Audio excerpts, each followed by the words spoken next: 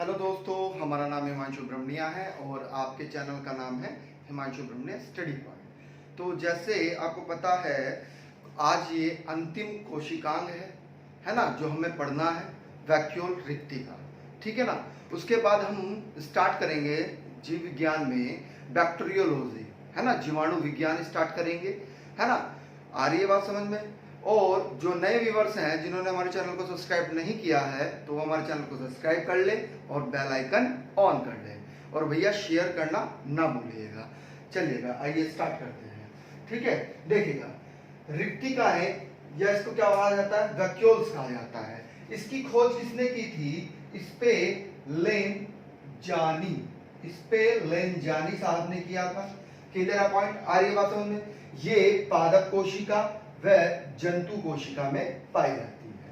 अब कंपैरिजन अगर हम करें, बिल्कुल ध्यान से समझिएगा, ये जंतु कोशिका में जो है छोटी पाई जाती है। कैसे छोटी पाई जाती है अगर कंपैरिजन करें, लेकिन पादप कोशिका में बड़ी पाई जाती है।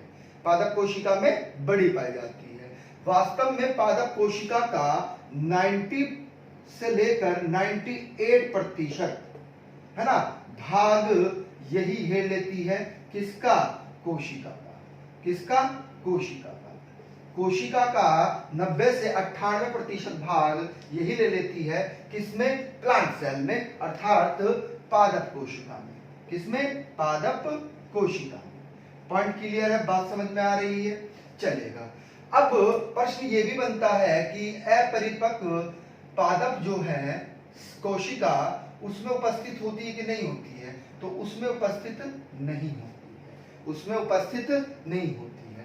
एक शब्दावली है, ये शब्दावली आपसे पूछी जाती है परीक्षाओं में, कोशिका द्रति किसको कहा जाता है?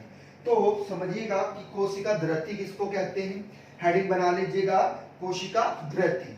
कोशिका द्रति में लिखिएगा कि रिक्तिका के कारण जो आपका साइटोप्लाज्म है, अर्थात कोशिका द्रव्य है। क्या है?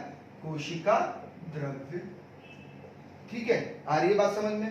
तो उसे जब ये परिधि के आकार में, किसके परिधि के आकार में परिवर्तित कर देती है, उसे ही क्या कहते हैं वास्तव में? उसे ही हम कोशिका द्रति कहते हैं। क्या कहते हैं?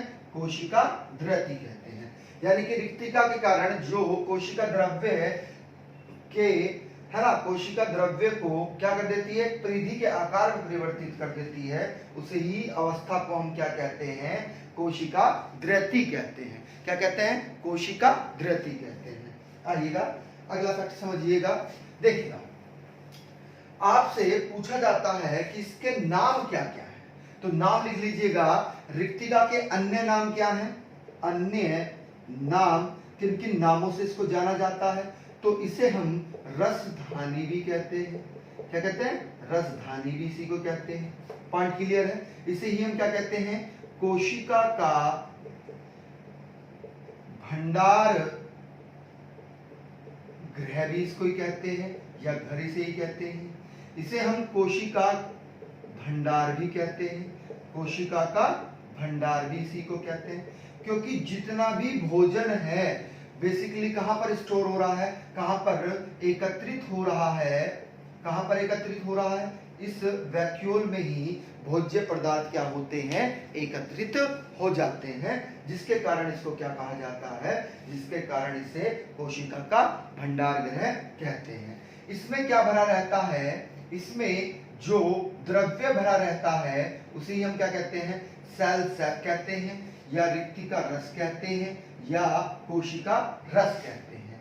पॉइंट क्लियर है, आ रही है बात समझ में। ये जो बाहर की जो इसकी लेयर है, इसे रिक्तिका कला कहते हैं, या फिर टोनोप्लास्ट कहते हैं। क्या कहते हैं? टोनोप्लास्ट, ठीक है। आइएगा, एक मिनट,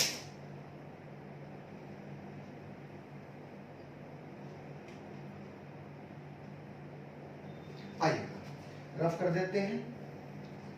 चलिए, देखिएगा होता क्या है, बिल्कुल ध्यान से समझिएगा। आपसे पूछा जाता है कि वास्तव में रिक्तिका है क्या। तो रिक्तिका वास्तव में कोशिका द्रव्य में भरे हुए स्थान जो होते हैं वही क्या कहलाती है, रिक्तिका कहलाते हैं।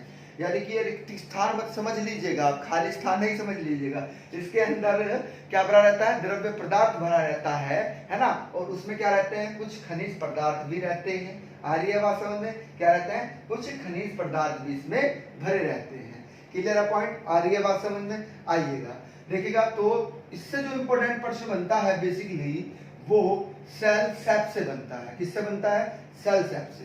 यानी कि जो वैक्यूल है इसके चारों ओर प्लाज्मा झिल्ली की तरह क्या होता है, एक झिल्ली बनी होती है। आ रही है बात समझ में, क्लियर है पॉइंट। जो इसमें रहता है पदार्थों का नाम लिख लीजिएगा कि इसमें कौन कौन से पदार्थ पाए जाते हैं, तो वह भी लिख लीजिएगा। देखिएगा बिल्कुल ध्यान से समझना है। इसमें आपको क्लोराइड मिलेगा कुछ सेल सेप में, इसी में आपको सल्फेट भी मिलेगा, ठीक है, इसी में ही आपको फास्फोट भी मिलेगा, फास्फेट भी इसी में रहता है, इसी में ही आपकी शर्कराएं जो सुगर्स होती हैं वह भी इसी में रहती है, कार्बनिक अम्ल भी इसी में रहते हैं। क्या रहते हैं, कार्बनिक अम्ल भी इसी में रहते हैं, नवजात ऑक्सीजन भी इसी में रहती है, ठीक है, और CO2 भी इसमें रहती है, कार्बन डाइऑक्साइड भी इसमें रस में क्या रहते हैं, घुले हुए रहते हैं। अब जो अन्य चीजें हैं उनको समझिएगा, बहुत ही ज्यादा महत्वपूर्ण है क्योंकि बार बार परीक्षाओं में इनसे प्रश्न बनता है। वास्तव में इसमें बिल्कुल ध्यान समझिएगा, एंथ्रोसाइनिन व क्या टैनिन भी पाया जाता है। अब ये एंथ्रोसाइनिन तो बहुत इंपॉर्टेंट हो गया है ना, टैनिन भी, इनके कारण क्या होता है, रंग मिलता है। क्या मिलता है, रंग मिलता है। तो अब समझिएगा बिल्कुल ध्यान से आप कि हो क्या रहा है। वास्तव में ये क्या है, ये वर्णक। क्या है वास्तव में, ये क्या है, वर्णक। वर्णक क्या होता है, जो रंग प्रदान करता है, जो रंग प्रदान करता है, क्या करता है, रंग प्रदान करता है, वही क्या कहलाता है, वर्णक कहलाता है। क्लियर है पॉइंट। अब बिल्कुल ध्यान से समझना है कि एंथ्रोसाइनिन क्या कार्य करता है। वास्तव में एंथ्रोसाइनिन, अगर एंथ्रोसाइनिन कैसा है, अम्लीय है, क्या है, अम्लीय है ना, यानी कि इसका पीएच मान कैसा है, अम्लीय है, तो यह लाल रंग देगा। क्या देगा, यानी कि पुष्पों के, यानी कि जो पुष्प है हमारे उनको क्या देगा, लाल रंग देगा। आ रही है बात समझ में। यदि ये एंथ्रोसाइनिन कैसा है, अगर ये क्षारीय है, कैसा है, क्षारीय पीएच पर है, तो ये कैसा रंग देगा आपको, ये आपको नीला रंग देता है। कैसा, नीला रंग देता है। लेकिन अगर एंथ्रोसाइनिन कैसा है, उदासीन पीएच पर है, तो ये कैसा देता है, वॉयलेट कलर देता है ना, कैसा कलर देता है, नारंगी वॉयलेट कलर देता है। पॉइंट क्लियर है, बात समझ में आ रही है। एक और इसमें पदार्थ वर्णक पाया जाता है जिसे हम क्या कहते हैं, उसका भी नाम लिख लीजिएगा, बहुत ही इंपॉर्टेंट है। उसे हम क्या कहते हैं,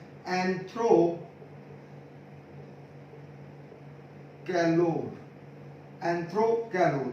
वास्तव में ये कौन सा रंग प्रदान करता है, ये वर्णक पीला रंग प्रदान करता है पुष्पों को। कैसा, पुष्पों को पीला रंग प्रदान करता है। एक और पाया जाता है इसमें, उसको भी लिख लीजिएगा, उसे कहते हैं फेलविनिन, ये भी पाया जाता है। आ रही है बात समझ में, ये भी क्या है, वर्णक है, ये भी रंग प्रदान करता है ना। क्लियर है पॉइंट, आ रही है बात समझ में। अब पुष्प जो दल होते हैं, यानी कि पुष्प के नीचे जो डंठल होती है ना, उसे क्या कहते हैं, पुष्प दल। तो पुष्प दल और पुष्पों को रंग प्रदान करने का कार्य इन वर्णकों का ही होता है। पॉइंट क्लियर है, बात समझ में आ रही है। अब आप हेडिंग बना लीजिएगा, वैक्यूल के कार्य। तो सबसे बड़ा कार्य क्या है कि भोज्य पदार्थ को एकत्रित करता है प्लांट सेल में। क्या करता है, प्लांट सेल में क्या करता है, एकत्रित करता है। बात समझ में आ रही है। कार्य में लिखिएगा पहला ही पॉइंट कि ये क्या करता है, वास्तव में जल, भोजन व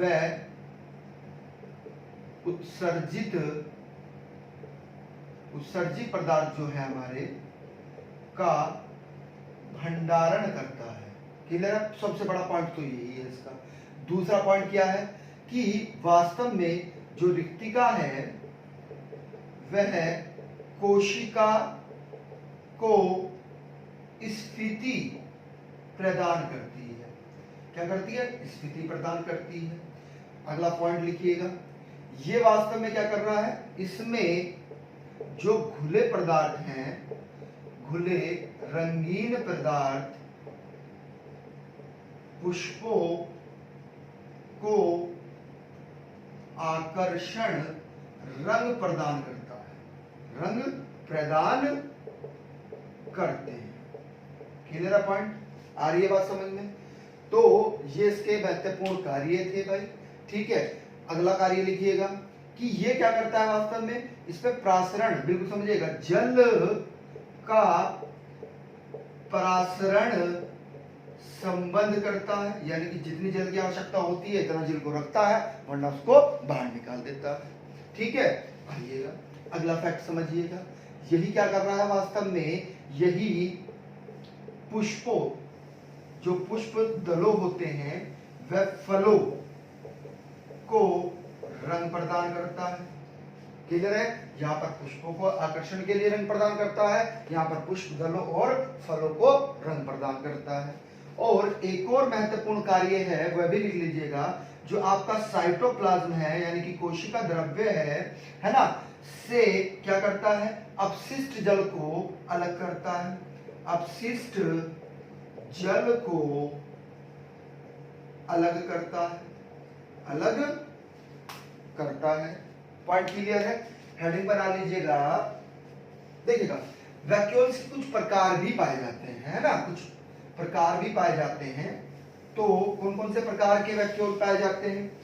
कवक, और जो आपके कवक वगैरह होते हैं ना, है ना, एनिमल सेल्स वगैरह होती है, तो जैसे अमीबा की बात करने लगे, है ना, तो उनमें वास्तव में कैसा वैक्यूल पाया जाता है, आइएगा देखिएगा। बेसिकली 4 प्रकार के होते हैं। गैस, ठीक है, गैस वैक्यूल्स होता है। क्या होता है? गैस वैक्यूल्स होता है। दूसरा संकुचन वैक्यूल्स होता है। तीसरा जल वैक्यूल्स होता है। पांचवा भोजन, यानी कि फूड वैक्यूल्स होता है, भोजन वैक्यूल्स होता है ना। तो ये जैसे गैस की बात करें तो कुछ कवक हैं, है ना, तो जलीय पौधे हैं, उनमें गैसीय प्रकार का क्या पाया जाता है, वैक्यूल्स पाया जाता है।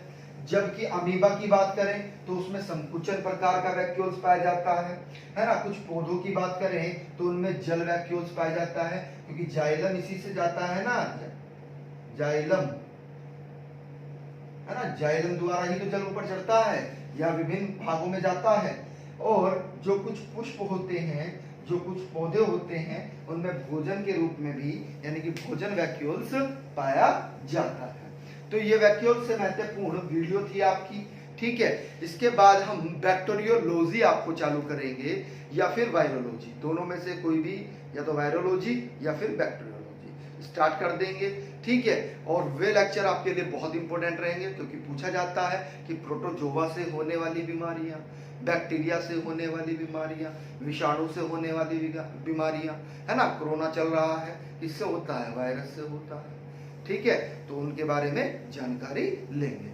चलिएगा, ठीक है, अगर वीडियो अच्छा लगा हो तो इसको लाइक करिएगा, और जो नए व्यूअर्स हैं वो चैनल को सब्सक्राइब करिए और बेल आइकन ऑन करिएगा, और शेयर करना ना भूलिएगा। Thank you.